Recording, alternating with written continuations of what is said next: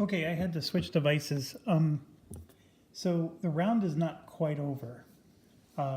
We have one other thing we had to do during the recovery phase, and that is, as you can see, we're going to get artillery strikes.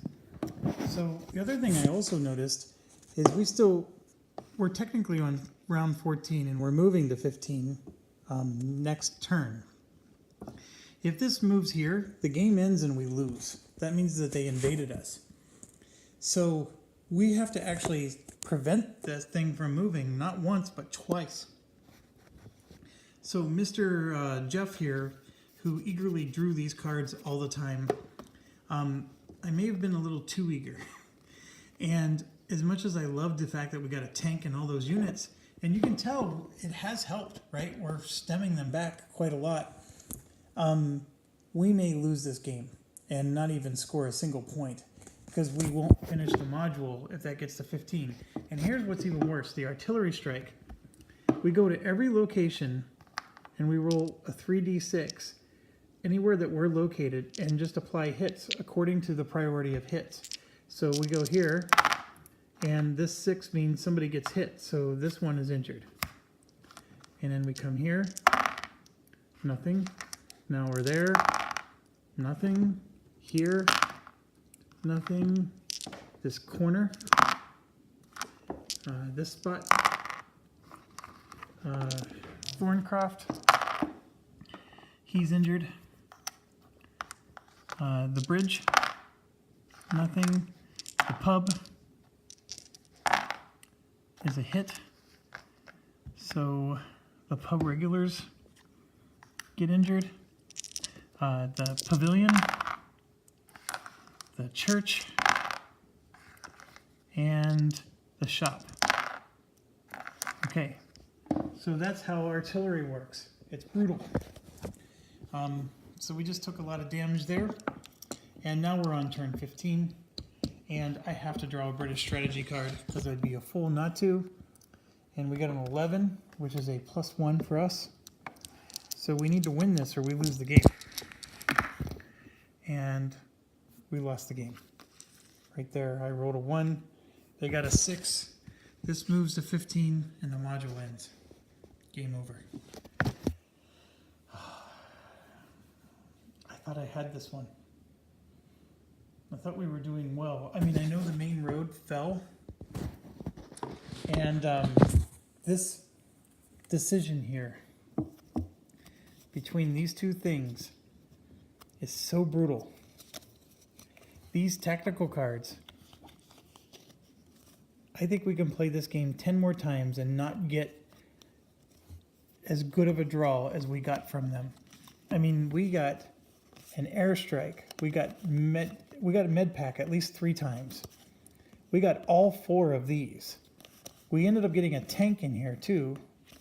And there's another med pack, another infantry, another med pack. I mean, this was just loaded with good stuff, and it wasn't enough to win. I think some of what happened is we for sure, when we did the sea lion roll, we failed every time. We had to, because that's the only reason this got to 15. That means we never passed once, the sea lion roll. And if you remember the first game I did, we passed the sea lion roll like 3 or 4 times, even when I picked this card. So I think somewhere around phase 6 or 8, before the tanks got unlocked, I needed to stop doing this and start doing this, especially since I was failing every time. And then when I started doing this, I still failed. I mean, this is another +1. So these +1 bonuses are weak. And remember I was telling you I was angry because I could have continued drawing these. Like, you know, I don't even know what this one is. So yeah, no. Oh, this one I think would have given us an ammunition. Oh look, there was another cavalry card. I mean, it was just crazy how many of those we got. And there's another tank. And this is another bombing run. So there was actually some really good ones still in here. I mean, there's some good cards. There's that bridge one we got in the first game. I don't know what some of these are. This one gives us equipment. I have no idea what that is. This one makes the shop always ours. That one actually is quite weak. Unless, of course, you lose the shop. I don't know what some of these are, but it... I don't know what else we could have done. I felt that I also fought vigorously to hold that main road, and they just pushed and pushed so hard, and our die rolls were awful on that main road. But really, the issue was this. This is what lost it for us, and that sea lion roll is what did us in. We just never had a good roll go our way. I mean, this would have lost. We would have finally won with that, right? But I don't know of anything else. Those character cards are supposed to help us some of the time, and I guess they do. But I think that majority of the time they're not helpful at all. Well, the equipment draws. We got Thompsons. We got those yellow. I mean, we got a lot of nice equipment. Still not enough to win this game. That Bren up there was the most amazing gun, and we got that, I think, the first turn, or even in the pre-turns. Just an amazing gun to have, and to be able to give it to the hunting club was also a brilliant thing. I thought the women's club was awesome, even though they got eliminated. It was just the tank was too much against them. You know, these Panzers are tough, even when we have our own tank and the Reverend helping them to re-roll. I think I need to use the Reverend more to re-roll dice, especially when it comes to things like the med pack. We could theoretically not lose the med pack. So it's a tough game, folks. There's no getting around it. Maybe, you know, I need to stop going after the traitor so quick. I sort of like getting the traitor out of the way, because did you notice that it moved? Once the traitor was caught, we were able to move towards focusing on the tower defense side of the game.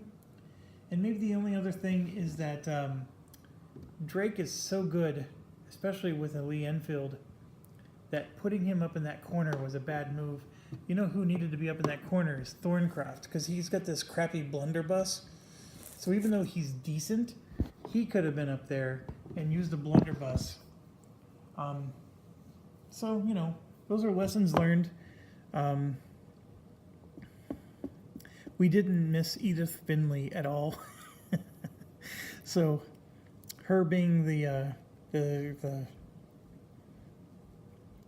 whatchamacallit, the chaplain, was no big deal. In fact, the perfect character, I think, to become the chaplain. I honestly don't know. I think so many things went our way in this game, and we still lose, makes this a very difficult game. Now here's the other side, the conservative side of the house. Yes, I did get awesome infantry joining us. Yes, I got a tank, but I was constantly making the die roll go against me, and that caused the victory marker to accelerate through. Because there were times when I picked this card and we rolled and we actually got it like a 4 and a 4, and the +1 from this would have been enough to win. And I know there was at least 3 or 4 times that happened in this game. So this victory marker would have been 3 or 4 spots back, and if you look at it, we wouldn't even have unlocked the Panzer IV yet. That Panzer IV devastated us. So maybe there's something to be said to stay disciplined and only draw these, which means we don't get the precious from here, but we can at least, you know, keep this thing from moving. I don't know, there's a part of me that's like, well, maybe we should draw these until we, you know, fail a couple times, and then we stop drawing and then switch to this.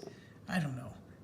I do love drawing these cards, but if we did this the whole game, there'd be less overall German units coming out on the board, and then we wouldn't have the tanks so early in the game. I mean, there was a lot of rounds where we were drawing those Panzer IIIs. If those Panzer IIIs don't come out until round 14, and the Panzer IVs don't come out until round 15 or 16, you see what I mean? Things get better. Now, I can tell you that when we get to round 16, everything spawns, including the tanks, even if the victory marker has not made it down. So even if the victory marker is all the way up at 10 or wherever it's supposed to be. Let's say the victory marker never moved the entire game because we won every roll. Every single unit spawns in turn 16.